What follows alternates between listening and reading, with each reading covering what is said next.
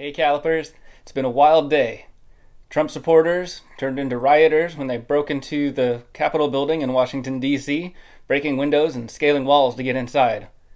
Rioters? Well, at what point does a protest become a riot? At what point does lawlessness become insurrection? At what point does an insurrection become an attempted coup? This was obviously not an attempted coup. There was no attempt to take over government, just stop the proceedings of government. Pence was the first one to call out the lawlessness, giving a shout out on Twitter, saying that this attack on the Capitol will not be tolerated.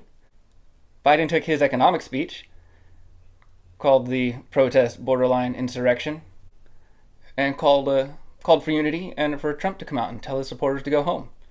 And eventually, Trump put out a video telling his supporters to go home.